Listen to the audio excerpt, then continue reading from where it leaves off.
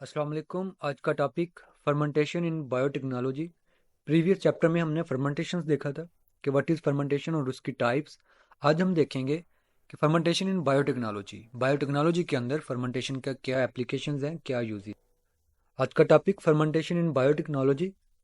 In the beginning the meaning of fermentation process was the use of micro organisms for the production of foods.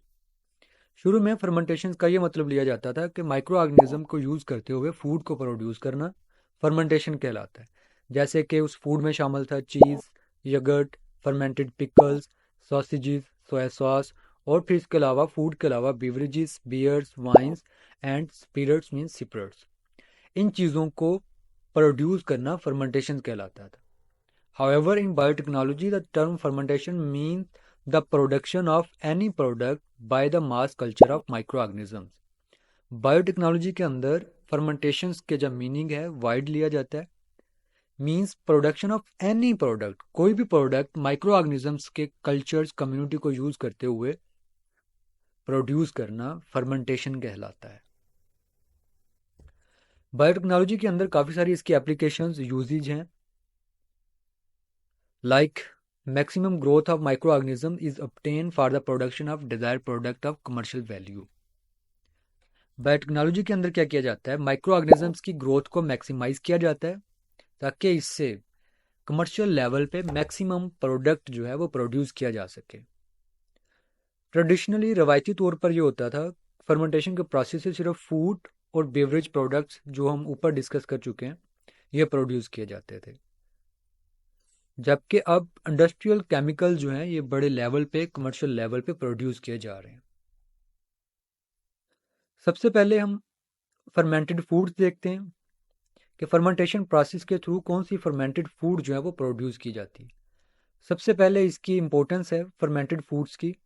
Fermentation से जो food produce होती है वो ज़्यादा nutritious होती है, उसमें ज़्यादा न्यूट्रेंट्स होते हैं, मोर डाइजेस्टिबल होती है, इजीली डाइजेस्ट हो जाती है और बॉडी को आसानी से एनर्जी प्रोवाइड करती है। एंड टेस्टियर, उसका टेस्ट बेहतर होता है, मज़ेदार होती है।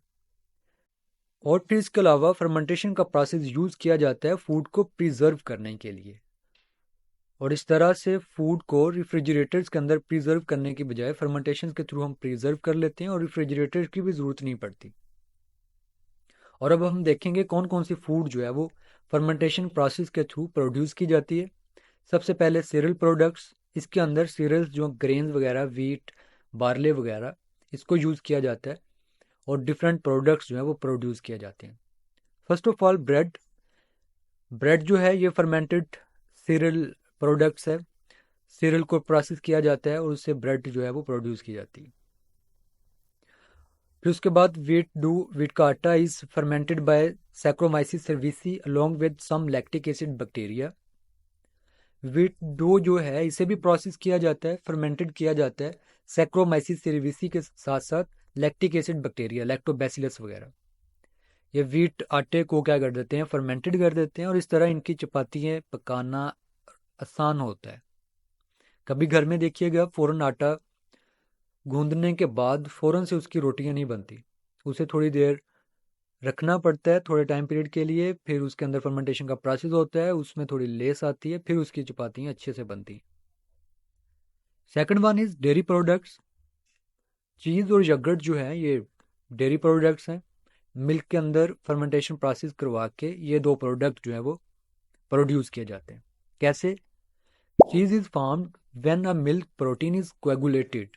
चीज़ कब बनती है? जब मिल्क के अंदर जो प्रोटीन होती है वो जम जाती है, इकट्ठी हो जाती है। और ये कब होती है?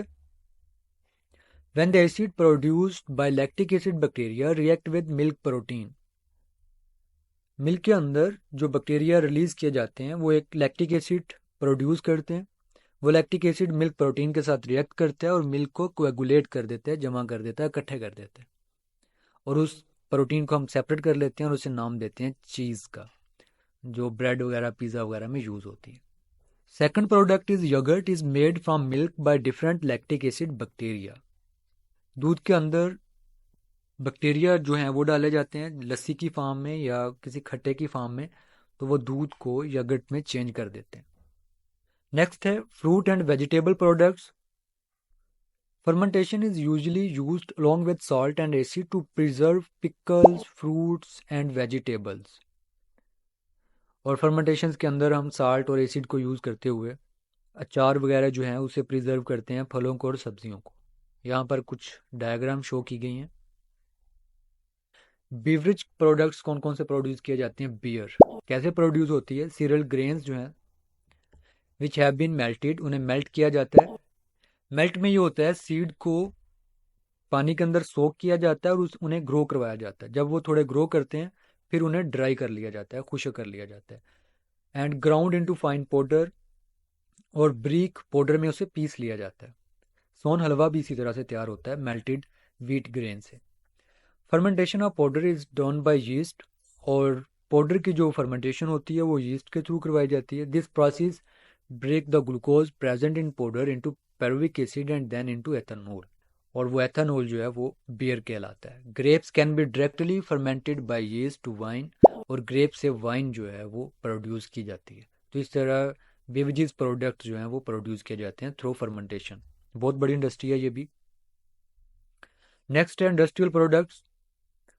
नंबर्स ऑफ इंडस्ट्रियल प्रोडक्ट्स जो हैं वो फर्मेंटेशन प्रोसेस के थ्रू प्रोड्यूस किए जाते हैं और उनके काफ़ी इंपॉर्टेंट यूज़ हैं हमारी डेली लाइफ के अंदर।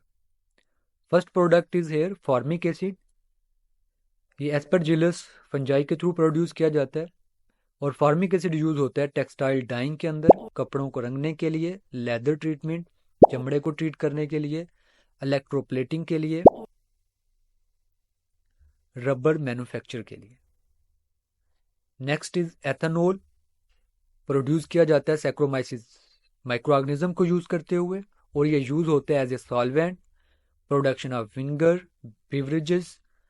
Next is glycerol. प्रोड्यूस किया जाता है with the help of saccharomyces, और ये यूज्ड होता है as a solvent, production of plastics, cosmetics, soaps, use in printing, used as sweetener.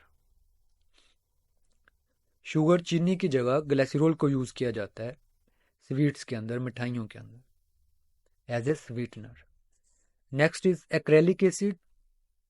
Produce किया जाता है बैसिलस बैक्टीरिया को यूज़ करते हुए, और ये प्लास्टिक के अंदर यूज़ होता है प्लास्टिक को डेवलप करने के लिए। तो ये थी applications of fermentation on large scale in biotechnology.